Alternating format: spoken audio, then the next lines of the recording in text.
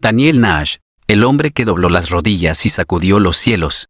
No tenía púlpito, pero donde oraba temblaban los cielos. No firmó libros, pero lo que escribió en el mundo espiritual cambió ciudades. Mientras otros brillaban en los escenarios, él lloraba en los cuartos. Su nombre era Daniel Nash y fue el secreto detrás de algunos de los avivamientos más poderosos de la historia. Pocos nombres están tan escondidos en las páginas de la historia cristiana y sin embargo, tan profundamente inscritos en el corazón de Dios. Daniel Nash no fue predicador principal, no organizó cruzadas, no buscó cámaras ni títulos, pero fue un guerrero invisible. Mientras el mundo veía a Charles Finney estremecer auditorios con el poder del espíritu, Nash ya había ganado la batalla en lo invisible. Hoy, mientras generaciones claman por avivamiento, pocos saben que un hombre como Nash ya modeló cómo hacerlo posible. De rodillas. Daniel Nash nació en 1775 en un tiempo donde la nación americana aún luchaba por afirmarse como república. Nació en Massachusetts, tierra de raíces puritanas y desde joven demostró inclinación por las escrituras, la enseñanza y una devoción profunda por Dios. No fue un niño prodigio. No hay relatos de sueños proféticos en su infancia ni de llamados audibles. Pero en lo secreto de su crecimiento, algo se gestaba en su alma, una sensibilidad por lo eterno y una carga por el destino de las almas. Fue ordenado como pastor en la iglesia presbiteriana y sirvió fielmente, aunque sin mucha notoriedad. Durante años fue un ministro más, hasta que a sus 40 y tantos años un giro espiritual lo arrojó a su verdadera asignación, la intercesión ferviente. En medio de una crisis de salud y tras enfrentar el rechazo e indiferencia de su iglesia local, Nash fue llevado a lo profundo, no al púlpito, sino a la habitación secreta de oración. Allí no predicó sermones, pero lloró almas, no citó teologías complejas, pero descargó clamor puro desde lo más hondo del espíritu.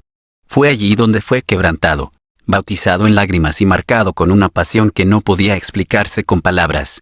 Desde ese momento, Nash dejó de ser simplemente un pastor rural, se convirtió en un Leví moderno, alguien que llevaba el incensario delante de Dios por el pueblo, por las ciudades, por la tierra. A principios del siglo XIX, Charles Finney comenzaba a ser conocido por su predicación poderosa. Era carismático, valiente, disruptivo, pero aún no contaba con el respaldo profundo del cielo que cambiaría regiones completas. Hasta que apareció Daniel Nash. Finney y Nash se conocieron en una de las campañas. Pronto, Finney entendió algo. Donde Nash oraba, el poder de Dios caía con peso sobrenatural. Así nació una sociedad que cambiaría la historia espiritual de los Estados Unidos. Nash no quería el micrófono. Su arma era la intercesión intensa, estratégica y prolongada. Iba antes que Finney a cada ciudad. Llegaba semanas antes, alquilaba una habitación y comenzaba a clamar hasta que el cielo se abría. No era extraño encontrar a Daniel Nash en habitaciones oscuras, en sótanos fríos o en graneros abandonados, postrado en el suelo llorando en voz alta. A veces oraba 3 días sin comer, otras ni siquiera salía de su habitación mientras Finney predicaba. En una ocasión alguien fue a buscarlo para invitarlo al culto. Lo encontraron postrado, sudando y temblando con estas palabras en sus labios. Estoy dando a luz almas. No puedo ir ahora. Estoy en medio de una batalla por esta ciudad. Su enfoque era claro, derrumbar las fortalezas antes de que los sermones comenzaran. El Espíritu Santo se movía porque un hombre había sembrado clamor, lágrimas y ayuno.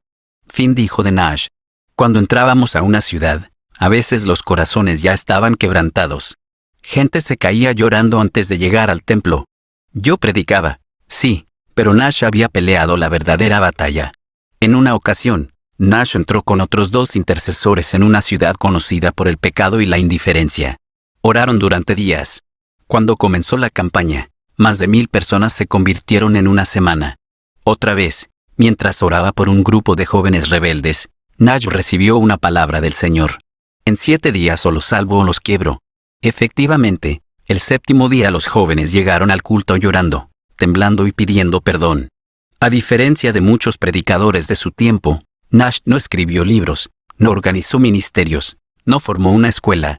Su vida fue una ofrenda diaria en el altar de la intercesión. No buscó aplausos. A menudo ni siquiera era mencionado y sin embargo, era el arma secreta del cielo donde él oraba. La gloria descendía, vivía con poco, comía lo necesario, dormía lo justo, pero su espíritu estaba encendido. Él sabía que su llamado no era llenar estadios, sino llenar la atmósfera con el perfume de la oración ardiente. En 1831, Daniel Nash murió. Fue enterrado en un pequeño cementerio en Nueva York. Su lápida simple dice: Daniel Nash Laboreruit Finney Mighty in Prayer. Poco tiempo después, Charles Finney dejó el ministerio itinerante. Él mismo dijo: desde que Nash partió, algo en la atmósfera ha cambiado.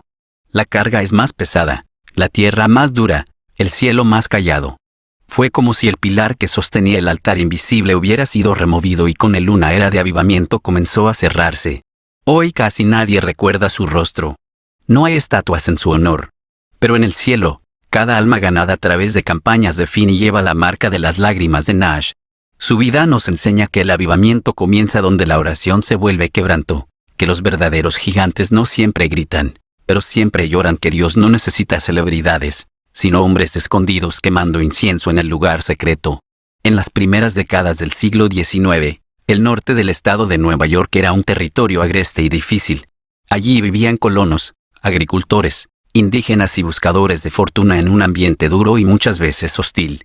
La vida era sencilla, pero la condición espiritual era muchas veces fría o inestable. Fue en esa frontera, entre pueblos dispersos y caminos de tierra, donde Daniel Nash escogió plantar su ministerio, no en grandes ciudades, sino en comunidades donde la iglesia apenas había echado raíces. Entre Richfield, Cooperón y Otsego, Nash no solo predicaba, sino que organizaba iglesias pequeñas, instruía nuevos creyentes y, sobre todo, se hacía conocido por su incansable espíritu de oración. Mientras los predicadores contemporáneos se enfocaban en las multitudes, Nash entendió que la batalla más grande no se ganaba en el púlpito, sino en el altar invisible. Su estrategia era clara: llegar semanas antes del avivamiento, alquilar un cuarto austero, a menudo un sótano frío y oscuro. Orar sin descanso, pidiendo que Dios ablande corazones, derribe fortalezas espirituales y prepare a los oyentes. Su intención era intensa y prolongada. Pasaba horas en ayuno y súplica. Cuando Finney y otros evangelistas llegaban, encontraban una atmósfera ya saturada por el Espíritu Santo. Para Nash, orar no era un acto pasivo, era una guerra espiritual. En su diario describía escenas donde los demonios parecían levantar murallas en torno a las ciudades. Él respondía con lágrimas, ayuno y clamor tan fuerte que parecía quebrar los muros invisibles. Su confianza no estaba en estrategias humanas ni en métodos de moda, sino en la soberanía de Dios. Sabía que sin oración el mejor sermón no pasaba de ser un sonido vacío. Nash nunca buscó protagonismo. Vivía en pobreza relativa, casi como un monje errante. Su ropa sencilla, su dieta frugal y su estilo de vida austero hablaban de un hombre cuyo tesoro estaba en el cielo. No se le veía predicar en grandes auditorios, tampoco era conocido por discursos elocuentes. Su poder residía en la humildad profunda y la convicción férrea que moldeaban cada oración. La relación entre Nash y Finney fue una de las alianzas más poderosas en la historia de los avivamientos. Finney era el predicador dinámico, el hombre que llamaba a la multitud a levantarse y decidir. Nash, en cambio, era el soldado que abría camino en la oscuridad para que el fuego llegara con fuerza. Finney mismo reconoció: nada hacía más eficaz mi ministerio que el clamor de Nash en la ciudad semanas antes. Su colaboración demostró que la predicación y la oración no son rivales, sino aliados esenciales. Los frutos del ministerio combinado de Nash y Finney se reflejaron en cambios sociales notables. Deducción significativa de la criminalidad, renovación moral en comunidades duras, crecimiento explosivo de las iglesias, movimiento de reconciliación entre grupos enfrentados. La historia recoge testimonios de ancianos que recordaban los días en que el llanto de Nash preparaba el alma para la luz de Finney. Nash vivió en un tiempo donde el racionalismo y el deísmo ganaban terreno. Muchos se burlaban de la fe y la iglesia enfrentaba apatía y división. Pero él no se rindió. Su respuesta fue más oración, más clamor, más insistencia. No buscaba confrontar con argumentos, sino conquistar con lágrimas. Detrás del guerrero de la oración estaba un hombre de familia amoroso. Casado con Olive Flask, compartieron una vida sencilla, pero marcada por la fe profunda. Su esposa apoyaba su llamado, cuidaba de su hogar y alentaba su ministerio en las sombras. Nash no veía la oración como un acto ocasional, sino como un estado permanente. En medio de tareas diarias, su mente y corazón estaban en diálogo constante con Dios. Oraba en caminatas, en silencio y en voz alta. Su vida era una sinfonía de súplicas y alabanzas. Daniel Nash fue pionero en lo que hoy llamaríamos una estrategia espiritual integral: preparar el terreno antes de la siembra. Entendió que los frutos duraderos no se cosechan solo con predicación apasionada, sino con una oración intensa, persistente y dirigida que derriba las fortalezas invisibles del pecado y abre caminos para que la palabra cale en los corazones. Su metodología fue simple, pero revolucionaria. Llegar 3 a 4 semanas antes del avivamiento. Reunirse con pequeños grupos de intercesores. Orar con ayuno en clamor profundo, derramando lágrimas. Orar sin asistir a los cultos de Finney, dejando que el Espíritu trabaje en la oscuridad. Esta estrategia elevó la efectividad de las campañas evangelísticas a niveles impresionantes con tasas de conversión de hasta el 80%, lo cual era extraordinario para la época. La Nueva York rural de aquel entonces estaba saturada de resistencias espirituales, alcoholismo, violencia doméstica, superstición y religiosidad superficial, tensiones raciales y culturales. Nash percibía que estos males no solo eran sociales, sino reflejo de fortalezas espirituales que debía romper en oración. Sus súplicas eran como flechas al cielo, derribando barreras para que la gracia pudiera fluir. Hay registros de conversos que atribuyeron su despertar espiritual a la influencia previa de las oraciones de Nash. Por ejemplo, la esposa de un funcionario público confesó que antes de la llegada de Finney, ella ya sentía una convicción profunda mientras Nash oraba. El clamor silencioso de Nash estaba preparando su corazón para la recepción del mensaje. Finney mismo reconocía que la mayor parte del trabajo de preparación no lo hacía él, sino el soldado de oración, Nash. Nash no se aprovechó de su ministerio. No acumuló riquezas ni buscó fama. Vivió en sencillez, a veces en condiciones difíciles y muchas veces lejos de su familia. Su único anhelo era cumplir con su llamado sin importar el costo. La vida de Nash nos deja claras lecciones para quienes buscan influir en la sociedad por medio de la oración. Paciencia. No todo cambio es inmediato. Persistencia. La oración continua es poderosa. Humildad. No buscar reconocimiento, sino la gloria de Dios. Colaboración. Trabajar en equipo con otros creyentes y con líderes visibles. Enfoque. Orar con un propósito claro, apuntando a las necesidades específicas de la comunidad. Daniel Nash no es un nombre conocido para la mayoría, pero es indispensable para comprender el éxito del segundo gran avivamiento. Sin su intercesión, es probable que las campañas de Finney no hubieran tenido el mismo impacto ni la misma durabilidad. Algunos historiadores lo llaman el verdadero arquitecto espiritual del avivamiento en Nueva York. Capítulo 24. El testimonio que inspira. A pesar de vivir en la sombra, Nash mostró que el verdadero poder no reside en el espectáculo, sino en la fidelidad silenciosa. Su vida sigue siendo un faro para todos los creyentes que desean ver una transformación real en sus comunidades.